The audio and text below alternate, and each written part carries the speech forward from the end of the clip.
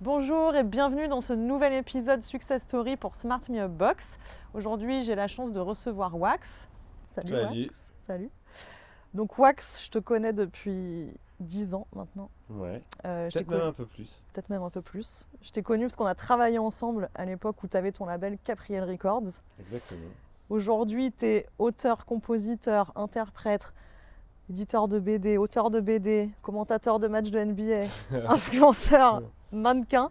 En fait, j'ai la chance de faire ce qui me plaît, ouais, effectivement, dans des cadres assez différents.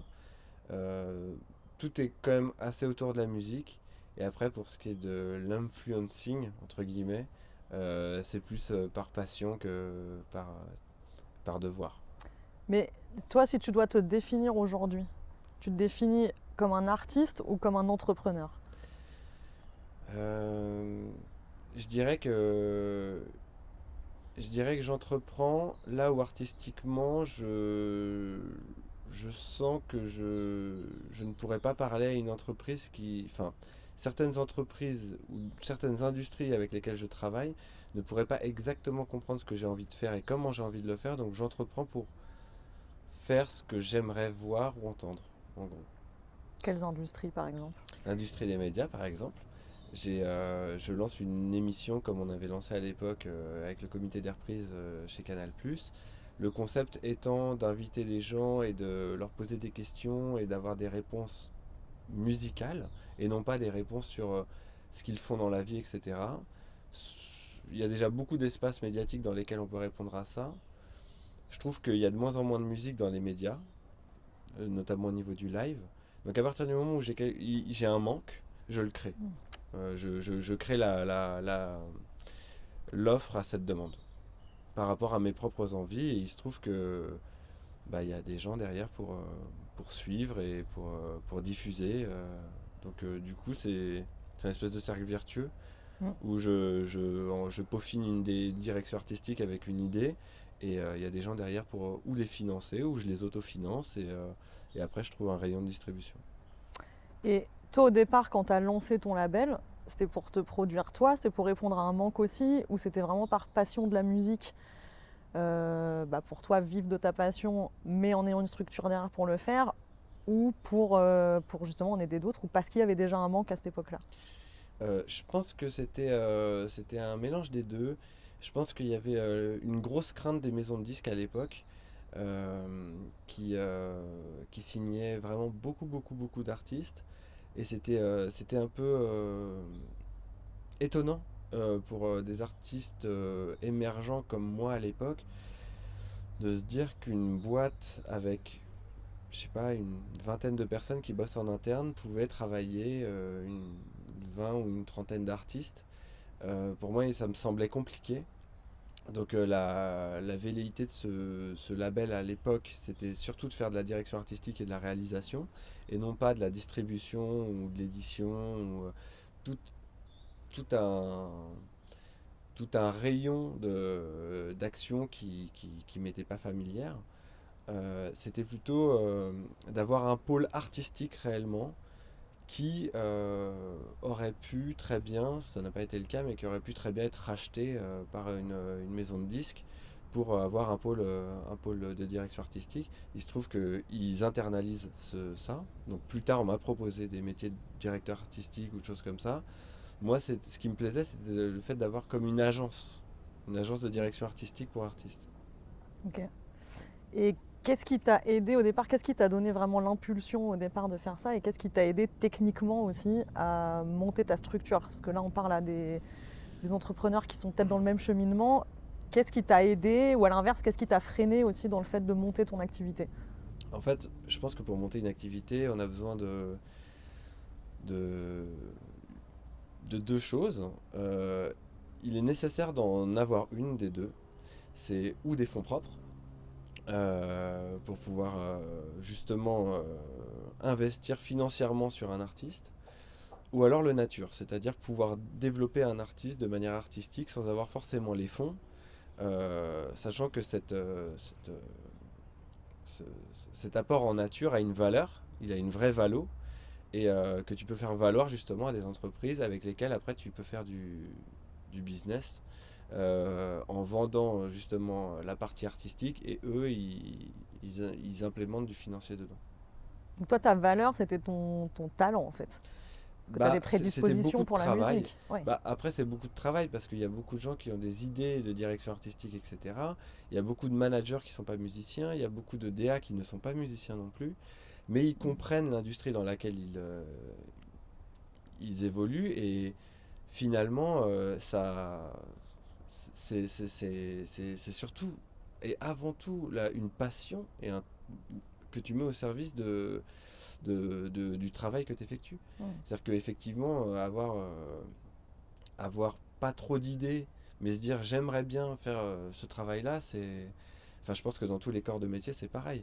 Si tu veux monter une boulangerie, mais que tu connais rien du tout, ni en pâtisserie, ni en quoi que ce soit, c'est compliqué. Si c'est juste, ça part d'une envie juste, c'est un peu limité.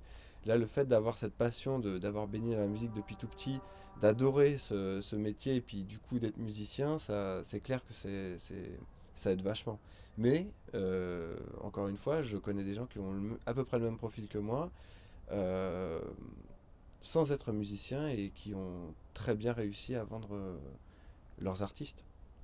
Ouais, parce qu'à côté de ça, à côté de toi, ta passion en tout cas, et ton talent et ce que tu fais, derrière, on parle d'une entreprise aussi. Et ta passion, elle ne te fait pas forcément durer et gérer ton entreprise. Donc sur l'aspect plus administratif, pratico-pratique, comment tu gères ça? Tu t'entoures de gens qui savent le faire, Il tu faut délègues, s'entourer. c'est toi qui fais Ouais. tout. Non, il faut s'entourer. Moi, ce que je fais, c'est que quand je monte une boîte, je prends toujours un gérant senior qui justement pourra me conseiller sur plusieurs alternatives. La musique, c'est une industrie dans laquelle il faut savoir avoir plusieurs alternatives. Parce qu'entre l'intermittence du spectacle, les CDD, les contrats pro, il y a beaucoup d'intervenants très différents. Dans l'intermittence, c'est pareil, t'as des cachets pour musiciens, mais c'est pas du tout les mêmes cachets que les cachets techniciens. Il faut savoir, tu vois, ne serait-ce que pour pas enflouer les gens et savoir faire des bons devis, faut avoir quelqu'un comme ça. J'ai un expert comptable qui est rattaché à mon gérant, qui se parlent entre eux. Et donc, en fait, moi, je fais des demandes qui peuvent paraître farfelues, et eux, c'est à eux de dénouer tous les nœuds pour que ça devienne faisable. Ouais, toi, ça te permet de rester focus sur ton cœur de métier à toi, Ouais. qui du coup est la musique, et de ne pas te disperser dans d'autres choses. Ça, pour toi, Exactement. c'est important. En fait, la charge mentale, elle est hyper importante dans la musique, mais je pense dans n'importe quelle industrie d'investissement. À partir du moment où tu commences à être dans le cœur du sujet, c'est très très très compliqué derrière d'être au four et au moulin et de se dire bon bah on va développer tel artiste, on va développer tel type de musique, et à côté de ça il faut pas que j'oublie les heures sub des ingé sons. Enfin, tu vois, il y a un moment où il faut Ouais. chacun son travail, quoi. Ouais, ça c'est sûr. Mais il y en a justement beaucoup, je pense, qui font l'erreur. Moi, je l'ai faite aussi, de vouloir tout faire et tout gérer. Et on se perd un peu là-dedans et on est moins bon dans du coup ce qui est notre corps de métier. Après, en réalité, le faire dans un temps 1, faire tout, Mm. ça permet de savoir aussi, de mieux comprendre l'industrie dans la globalité. C'est-à-dire qu'il y a des choses auxquelles nous, quand on avait monté un truc ensemble à l'époque, on avait dû faire face. Et du coup, ça m'a ramené à des réalités qui aujourd'hui restent des automatismes. C'est-à-dire que quand je suis dans une négociation, par exemple, et que je dois parler de taux de charge, je sais exactement de quoi je parle.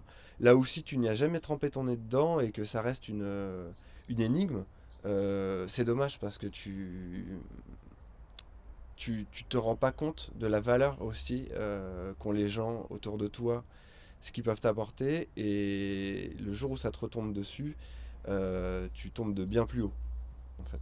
Ouais, c'est sûr. Mm. Mais au moins, c'est bien de faire ces erreurs aussi. Je pense on l'a tous fait. Donc, Ouais, donc c'est des bien. erreurs qui payent au début en fait, mais c'est Ouais. des erreurs qui je pense sont dommageables quand tu t'en es à ta quatrième, cinquième année d'exercice. Et du coup, dans ces plus de 10 ans d'exercice, tu as déjà connu l'échec, Ouais, bien un sûr. vrai échec. Et comment tu l'as surmonté? Comment tu t'es sorti de ça? Comment on apprend aussi de l'échec pour avancer? C'est très dur parce que c'est la grosse différence qu'il y a entre le salariat et l'auto-entrepreneuriat. c'est que dans le salariat, par exemple, je vais prendre l'industrie du disque, j'en parlais avec un directeur artistique il y a quelques jours. Lui, il peut planter deux trois artistes. Ça peut ne pas marcher, ça arrive, c'est la vie. Enfin, je veux dire, on peut pas. Si on était devin, on produirait tous des Michael Jackson. Donc, ça arrive des fois de tout bien faire, mais bon, malgré tout, ça ne trouve pas son public. Quand c'est dans une maison de disques, c'est pas grave parce que enfin, ça peut avoir des conséquences. Mais disons que tu es salarié quoi qu'il arrive, et si à la fin on te licencie, euh, tu as des aides d'État, enfin je veux dire, tu touches quand même ton chômage, etc. Donc quand tu es auto-entrepreneur, c'est la différence, c'est que si tu te plantes, tu perds gros. Donc derrière, en fait, il faut toujours développer un projet pendant le process de création de ton projet principal. Il faut toujours avoir, c'est même pas un plan B, c'est une suite. Et en fait, c'est souvent la suite qui rattrape l'échec du plan A. Ou il faut jamais, je pense, être dans un process de ne développer qu'un seul artiste ou de ne développer qu'un seul projet. Il faut toujours avoir de la suite dans les idées, et surtout, et ça on l'apprend avec l'expérience, il faut relativiser l'échec et savoir aussi le prévoir. C'est-à-dire que dans ton prévisionnel, tu dois dire, bon, si ça marche pas du tout, et je pense que c'est là toute la complexité, c'est, bon, si ça marche pas, ça peut être vraiment très ennuyeux, est-ce qu'on y va quand même? Parce qu'on y croit. Donc c'est ça aussi la beauté de ce truc, c'est que quand ça marche, là c'est je pense pas qu'il y ait d'équivalent. Tu vois, quand tu es dans le salariat pur d'une boîte, c'est une victoire du coup qui est brandée, alors que la victoire en auto-entrepreneuriat, elle est collective si tu bosses avec des gens, et c'est magnifique. Ou même si c'est une victoire solo, enfin dans tous les cas, c'est, je pense, euh, vachement plus gratifiant, quoi. Je suis tout à fait d'accord. C'est ce que je dis à plein de gens qui hésitent de se lancer, où je leur dis oui, t'es tout seul. Donc dans l'échec, ça peut faire peur, mais en même temps, t'assumes tes responsabilités. Mais quand tu réussis, c'est cool. Parce que tu réussis tout seul aussi. Ouais. Tu sais que ça tient à toi, donc ça c'est sûr. C'est top. Mais toi, du coup, voilà, pour pallier, toi, tu essayes d'anticiper au mieux l'échec en te disant que tu as toujours un projet d'avance de toute façon, et que du coup, s'il y en a un qui échoue, tu prends du recul dessus, tu relativises, mais tu avances. Parce que tu as quelque chose, t'as déjà ton projet B qui est derrière. Oui, et après, il y a moyen de toujours sauver les meubles. C'est-à-dire que c'est pas de faire des économies sur tout, mais c'est vrai qu'il y a des pipelines aujourd'hui dans l'entrepreneuriat où tu sais que tu peux miser sur quelque chose et ne pas forcément perdre beaucoup à l'arrivée. Tu peux perdre de manière relative, c'est-à-dire c'est l'ego qui est touché. Financièrement, tu as un peu perdu, mais pas complètement tout parce que tu as réussi à mettre des billes à droite à gauche. Donc toi, t'anticipes l'échec en gros en ayant toujours un coup d'avance entre guillemets. Entre guillemets, ouais, c'est toujours un coup d'avance qu'il faut avoir.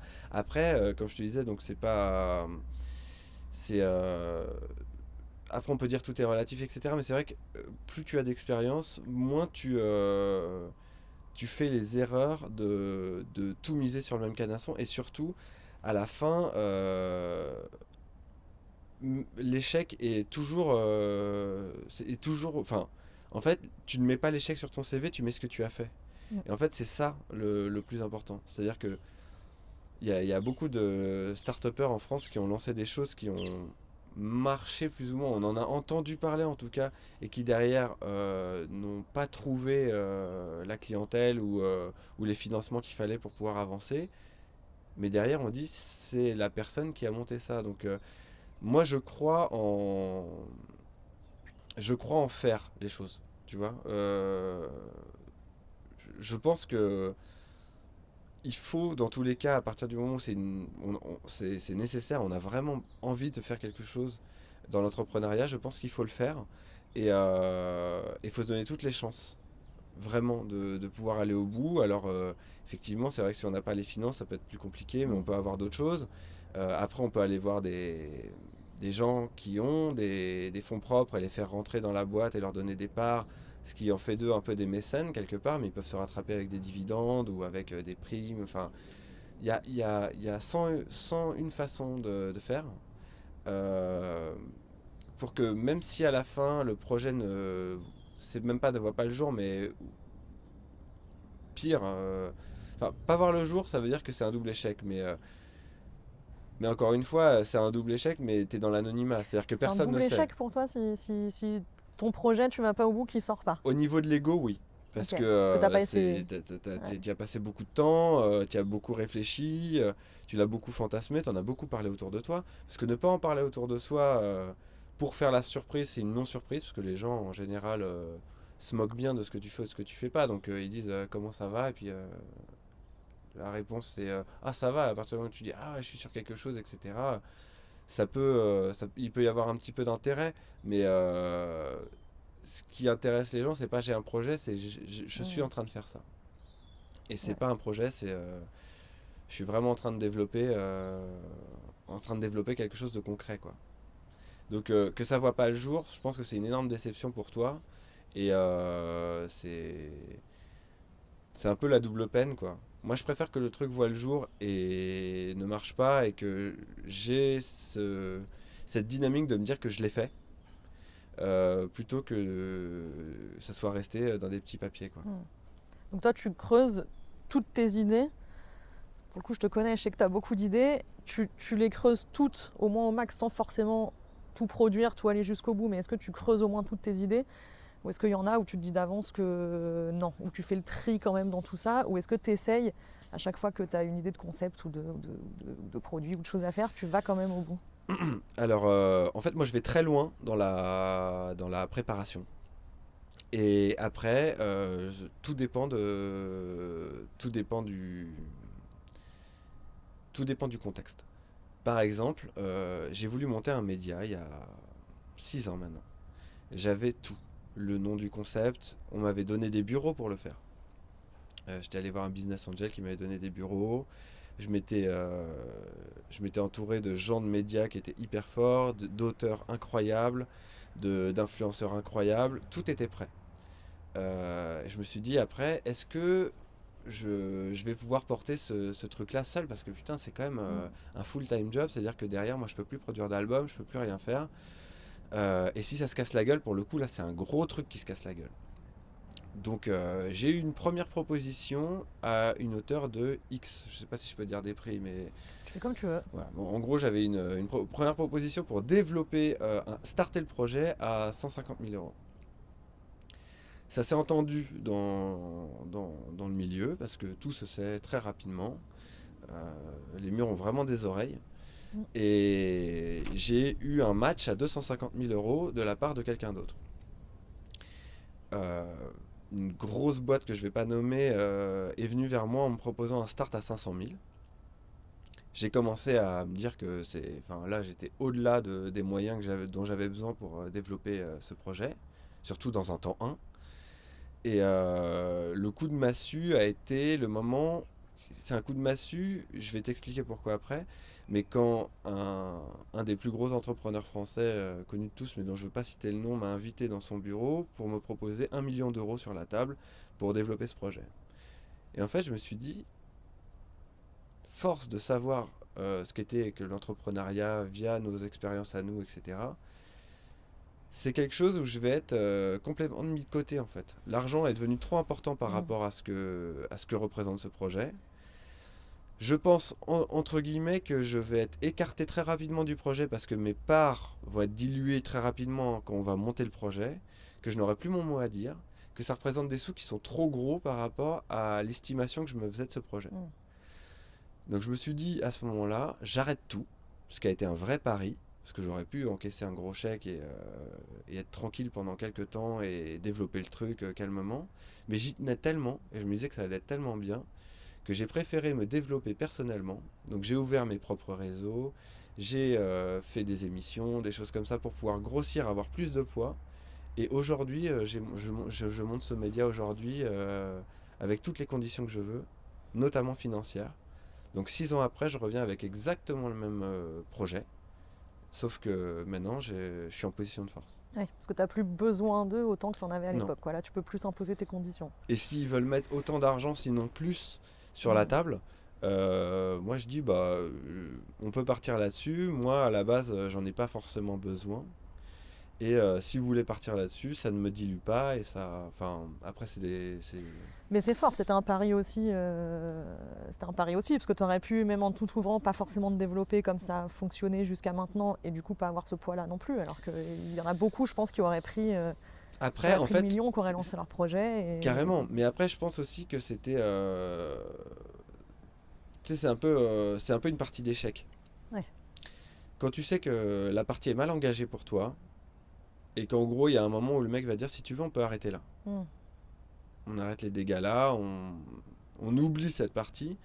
Donc tu seras jamais en position d'échec, tu n'auras pas eu à te battre. Voilà mon offre.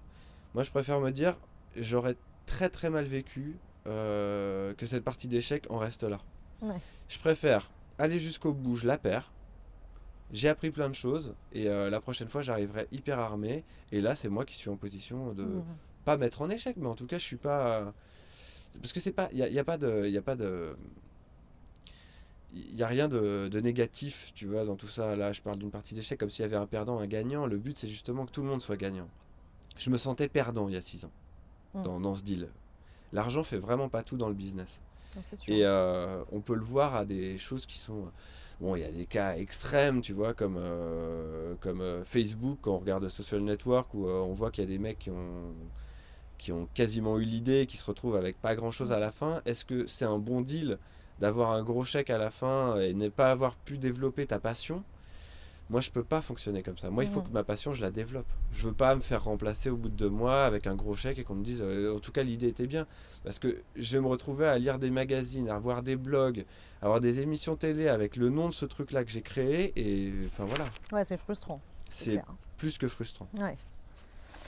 Et du coup, alors, je pense que tu as déjà partiellement répondu, mais toi, tu n'as jamais eu envie d'un job normal? Un job de salarié? Est-ce que tu en as déjà eu un déjà? Et est-ce que Oui, j'en ça ai t'a déjà eu fait un. envie à un moment? J'en ai déjà eu un. Je travaillais dans un studio avant de monter mon premier label que j'ai monté avec toi. Ça m'est arrivé plusieurs fois, ouais. C'est dans ces 10 années qui s'est passé de me dire j'ai eu des propositions pour être DA dans à peu près toutes les grosses majors de France.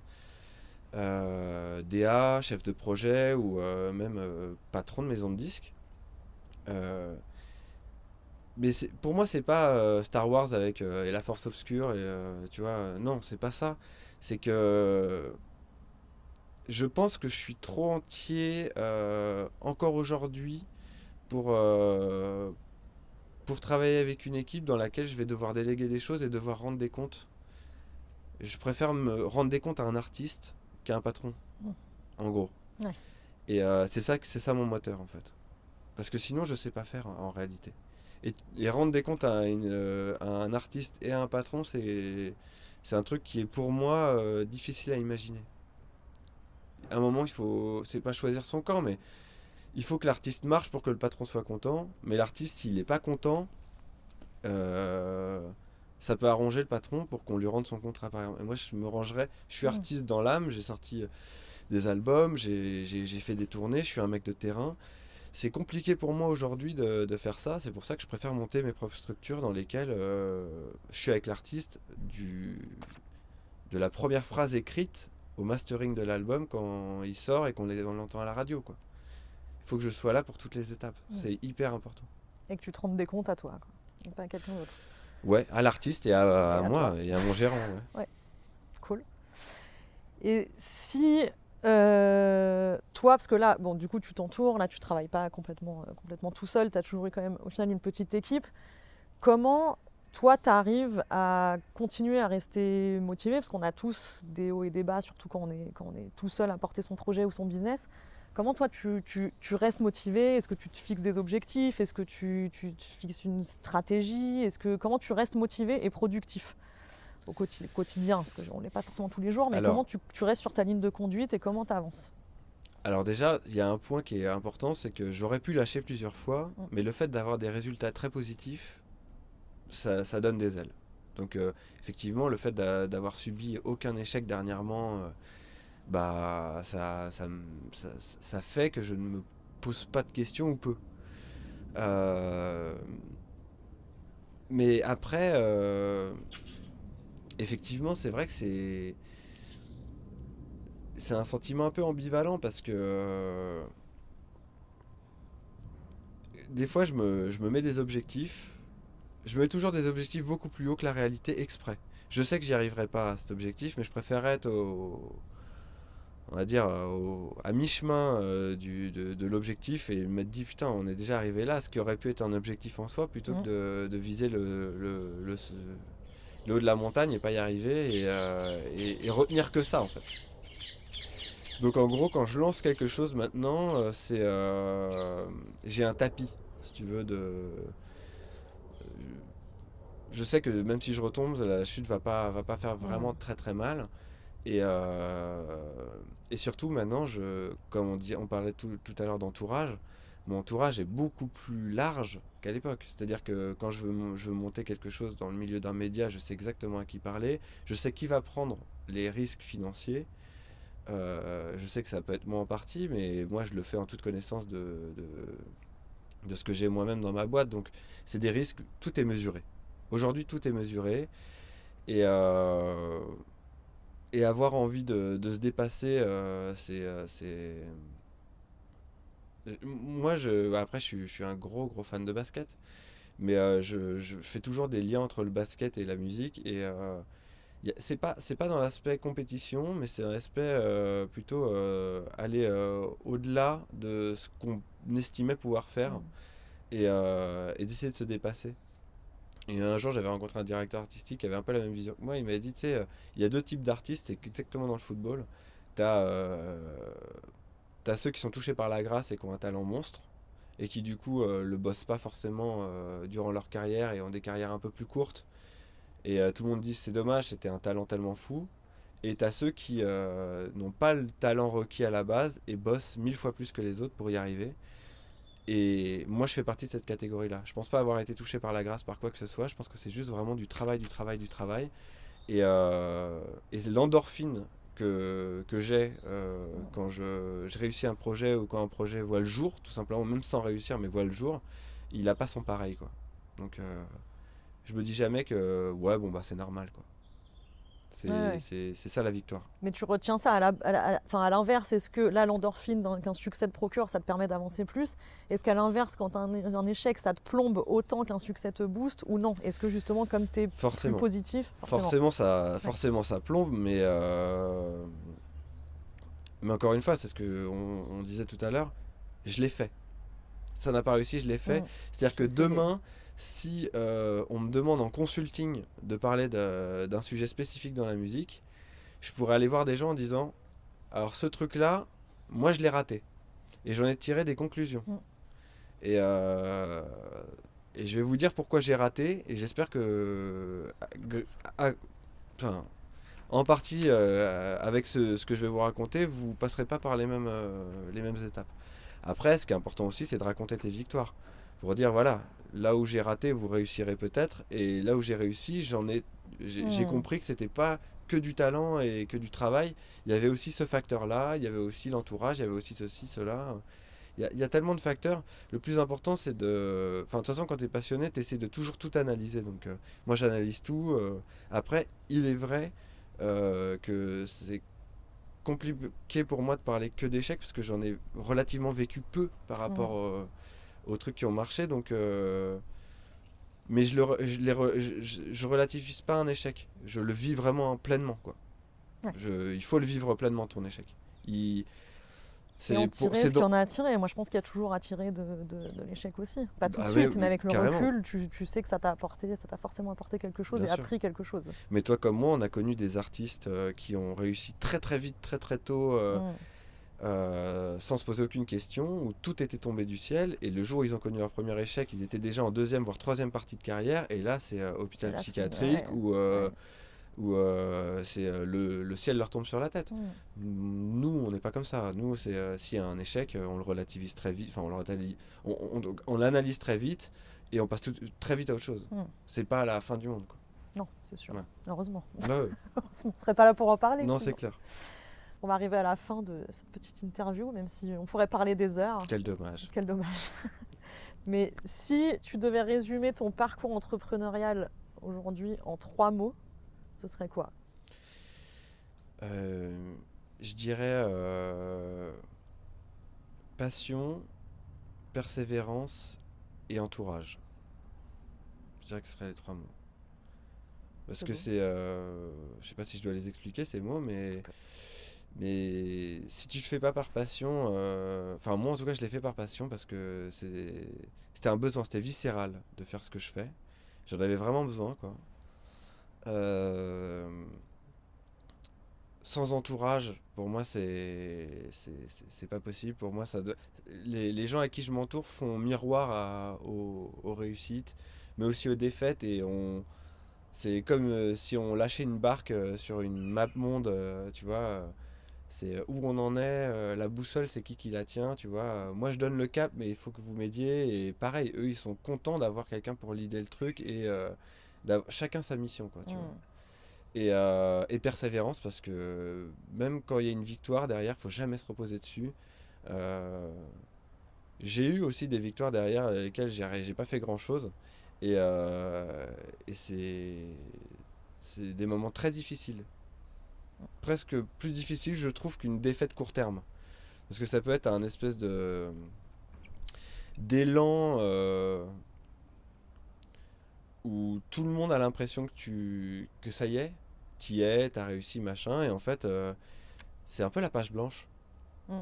T'as envie de regarder les autres faire mais vous faites quoi? Et ils disent mais attends, t'as l'air de vachement te poser de questions alors que putain c'est cool, non? Je fais bah pas tant que ça en fait. Il faut que je rebondisse très vite quoi. Je pense que c'est pour ça que je parlais d'endorphine, c'est que c'est une espèce de drogue au final quoi. Ah bah c'est Donc, sûr. C'est clair, très clair. voilà. Quel conseil tu pourrais donner à un entrepreneur là, qui est en train de se lancer dans sa passion ou qui aimerait se lancer pour vivre de sa passion, quelle qu'elle soit? Si tu Alors devais lui donner un conseil, tu lui dirais quoi? moi, le conseil que je donne souvent aux gens qui viennent me dire qu'ils aimeraient bien se lancer dans l'entrepreneuriat musical, je leur donne un conseil qui est un peu particulier, mais je leur dis aie toujours un plan B. Mm. C'est pas démotivant d'avoir un plan B. Un plan B qui peut être très bien dans l'industrie aussi dans laquelle tu bosses. Mais c'est, il va falloir foncer dans ce que tu sais faire, mais il va falloir te démultiplier. Par exemple, quand on a commencé à faire des choses ensemble, j'estimais à l'époque qu'on bossait comme des malades. Des années après, je me suis retrouvé avec 10 fois plus de boulot. J'avais le même sentiment de ne pas m'arrêter. Et quand je repensais aux années qu'on passait ensemble, je me disais, c'était cool quand même. Ouais. Parce qu'il n'y avait pas toute cette pression, le rythme était différent.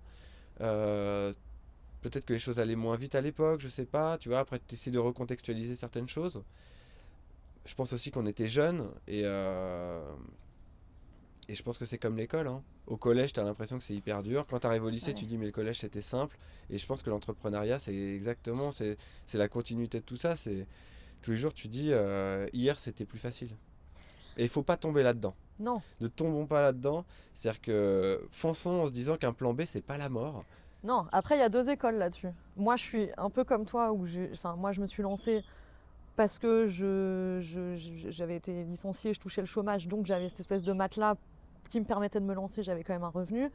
Quand je lance des nouveaux projets, c'est parce que j'en ai un autre derrière qui marche, j'ai un backup. Après, j'ai rencontré d'autres entrepreneurs qui vont te dire faut pas avoir de plan B parce que sinon tu vas pas te focus à 100% sur ton plan A. En fait, Donc, moi, ouais, mais moi, en fait, mon y a conseil, 2 c'est écoles. pas de lancer son plan A et de lancer un plan B Non, c'est en d'avoir un parallèle. plan B. Ouais. C'est dès le début de savoir qu'il y a un plan B possible. Si ça marche pas. Ouais. Enfin, tu vois, c'est à la conception même de ton plan A, il y a un plan B qui est intrinsèque à ton plan A, en fait. Tu vois. Et c'est de penser le truc en 2 bandes.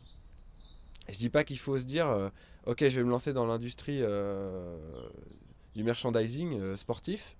Et à côté de ça, je vais quand même faire un BEP coiffure. Tu vois, c'est pas du tout ce que je dis. C'est de se dire, ok, tu veux te lancer dans le merchandising sportif. Peut-être qu'à côté de ça, ce qui serait bien, c'est que tu commences à te rapprocher des médias sportifs pour éventuellement faire des piges là-dedans, parce qu'il y a, voilà, il y a beaucoup de gens qui ont besoin d'avoir des reviews sur les sneakers, sur machin, etc. Si tu as une passion, bah, autant démultiplier les deux, quoi. Tu es capable de faire de la production et tu es capable d'en parler, vu que c'est ta passion. Donc, autant essayer de faire les deux Ouais. si tu peux le faire. Et c'est souvent des cercles vertueux. C'est-à-dire qu'à partir du moment où tu te fais reconnaître par ton plan B, Ouais, comme parce que les gens expert, ça disent découle le plan ouais, A, ouais, ouais, bien sûr. Ouais. mais qu'est-ce qu'il fait ce mec? Ah bah il lance sa boîte et je peux te dire que ça va être incroyable parce que ce mec-là c'est un vrai connaisseur. Ouais. Très clair. Voilà. Qu'est-ce qu'on peut te souhaiter pour la suite? Oh bah écoute, que ça continue. Voilà, que ça continue. Et Nouvelle émission. il y a tu une nouvelle disais, émission, un nouveau média, un nouveau label dont j'ai pas encore le droit de parler mais qui va ouvrir en janvier.